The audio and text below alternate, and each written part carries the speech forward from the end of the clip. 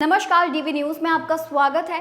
भारतीय reserve bank की 51वीं MPC बैठक के नतीजे आ गए हैं। केंद्रीय बैंक के गवर्नर शक्तिकांत दास 2 दिवसीय मौद्रिक नीति समिति की बैठक के नतीजों का ऐलान करते हुए कहा कि इस बार भी नीतिगत दरों में कोई बदलाव नहीं किया गया है, यानी आपके लोन की ईएमआई ना बढ़ेगी और ना ही घटने वाली है। ये लगातार 10वीं बार है जब रिजर्व बैंक ने रेपो रेट में कोई बदलाव नहीं किया है। इसके बाद रेपो रेट 6.50% पर बरकरार है, जबकि रिवर्स रेपो रेट 3.35% पर और बैंक रेट 6.75% पर स्थिर रखा गया है। आरबीआई गवर्नर 7 अक्टूबर को शुरू हुई एमपीसी मीट में लिए गए फैसलों के बारे में बताते हुए कहते हैं कि इस बार एमपीसी में 3 नए सदस्य जुड़े हैं और ग्लोबल हालातों समेत अन्य पहलुओं पर विचार करने के बाद बैठक के दौरान 6 में से 5 सदस्यों ने ब्याज दरों को यथावत रखने पर अपना वोट दिया।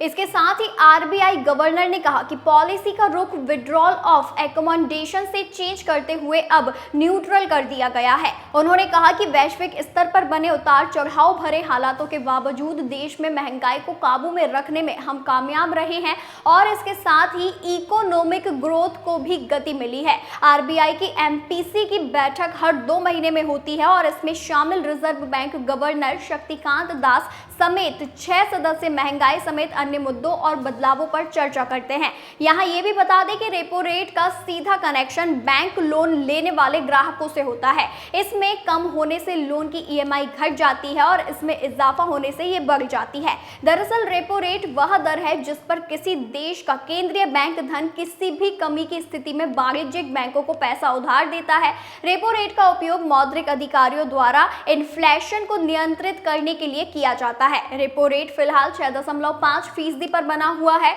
इससे पहले जब देश में महंगाई बेकाबू हो गई थी और 7% के पार पहुंच गई थी, तब इसे काबू में लाने के लिए आरबीआई ने लगातार रेपो रेट बढ़ाया था। इसमें मई 2022 में फरवरी 2023 तक कई बार बढ़ोतरी की गई और ये 2.5% बढ़ा था। हालांकि इसके बाद से ही केंद्रीय बैंक की ओर से किसी भी तरह का कोई बदलाव रेपो रेट में नहीं किया गया था। आरबीआई ने लगातार 10वीं बार रेपो रेट को स्थिर रखने का ऐलान किया तो इस खबर का असर सीधे शेयर बाजार पर भी दिखाई दिया। मिडिल ईस्ट में तनाव के माहौल के बीच रेपो रेट स्थिर रखने का फैसला बाजार को पसंद आया और करीब 150 अंक की बढ़त के साथ कारोबार कर रहा बीएसई सेंसेक्स अचानक दौड़ लगाते हुए 411 अंक चढ़कर 82,046.48 के लेवल पर पहुंच गया।